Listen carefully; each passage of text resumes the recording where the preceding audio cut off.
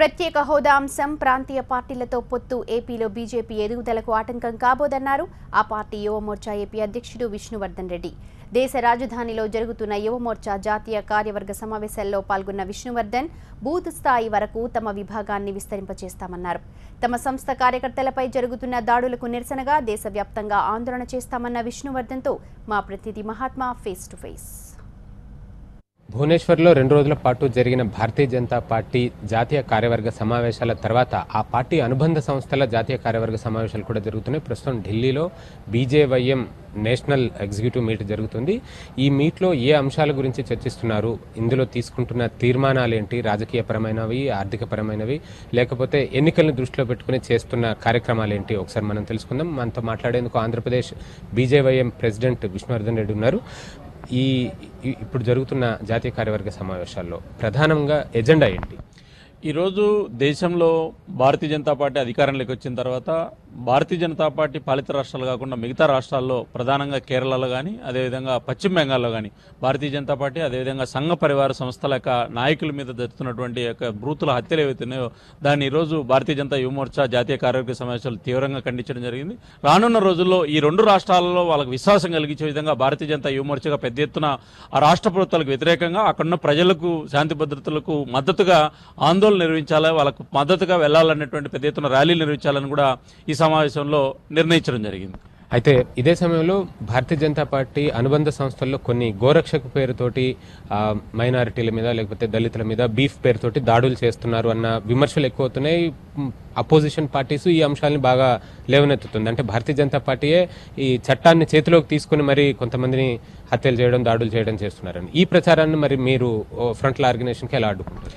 చిన్న సంఘటనలను ఆధారంగా చేసుకొని గోరక్ష దళ అనేటువంటిది భారతీయ జనతా పార్టీకి కానీ సంఘ పరివార సంస్థలకు కానీ ఏమాత్రం సంబంధం లేనటువంటి ఒక సంస్థ అది.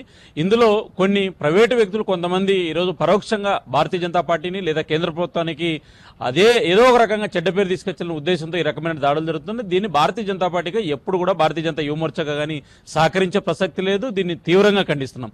రెండోది, దళితులకు సంబంధించినటువంటి విషయంలో కూడా ఏదో ఒక చిన్న సంఘటన జరిగితే దాన్ని రాష్ట్రమంతా జరిగినట్టు గుజరాత్లో కానీ లేదా మొన్న ఎన్నికలకు సంబంధించి 5 రాష్ట్రాలకు ముందు సంబంధించినట్టు జరిగిన సంఘటనలు కానీ మనం చూడొచ్చు.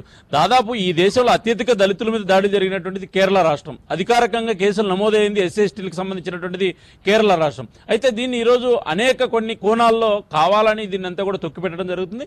కాబట్టి భారతీయ జనతా పార్టీగా గోరక్షదలు కానీ లేకపోతే ఎక్కడైనా సరే కొన్ని మతాల మీద దాడులను కానీ ఖచ్చితంగా సహకరించేటువంటి ప్రసక్తి లేదు. దాన్ని భారతీయ జనతా పార్టీ ఆ పాలిత రాష్ట్రాల్లో ఎక్కడ కూడా జరగడం లేదు. దాన్ని మేము ఉక్కుపాదంతో అణిచివేస్తున్నాం. కాబట్టి మిగతా బీజేపీ పాలిత రాష్ట్రాలు కాకుండా మిగతా రాష్ట్రాలు ఏవైతే ఉన్నాయో దాంట్లో ఒక పథకం ప్రకారం దాడులు జరుగుతున్నటువంటి దాన్ని లేదా ఓట్ బ్యాంక్ రాజకీయాలు జరుగుతున్నాయి లేదా తెలంగాణలో నిన్న చెల్లనటువంటి దాన్ని కేసీఆర్ ప్రభుత్వం తీసుకొచ్చినటువంటి ఒక మత ప్రాతిపదికన రిజర్వేషన్లు కానీ దీనికి సంబంధించిన విషయంలో ప్రజలను జాగృతం చేయడం అనేటువంటిది భారతీయ జనతా యువమోర్చాగా మా బాధ్యత.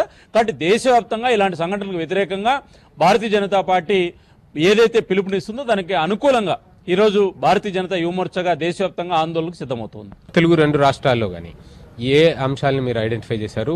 ఆ స్టేట్ ఇష్యూస్ ఏమైనా ఇక్కడ డిస్కస్ చేస్తారా? మీకు ఏమైనా ఆ దిశగా దిశానిర్దేశం కూడా ఏమైనా ఉంటుందా? ఒకటి, దక్షిణాది రాష్ట్రాల్లో భారతీయ జనతా పార్టీ బలపడడానికి ఒక వ్యూహాన్ని ప్రదర్శిస్తుంది. అందులో భాగంగా నిన్న జరిగినటువంటి ఒరిస్సాలో జరిగినటువంటి ఒక జాతీయ కార్యవర్గ సమావేశాల్లో కరెక్ట్గా మళ్ళీ 90 రోజుల్లో భారత ప్రధానమంత్రి నరేంద్ర మోడీ గారు కానీ జాతీయ అధ్యక్షులు అమిత్ షా గారు కానీ విశాఖపట్నం కేంద్రంగా దక్షిణాది రాష్ట్రాలకి కేంద్రంగా విశాఖపట్నాన్ని ఈరోజు చూడబోతున్నాం.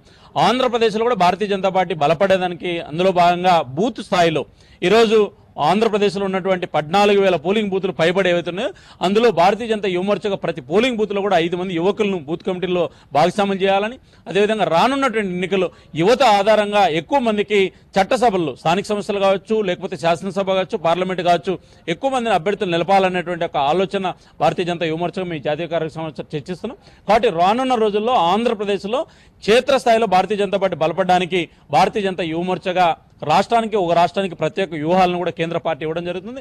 ఈరోజు అమిత్ షా గారు కూడా ఉదయం ఉద్ఘాటనలో ఆ అంశాన్ని కూడా ప్రస్తావించడం జరిగింది.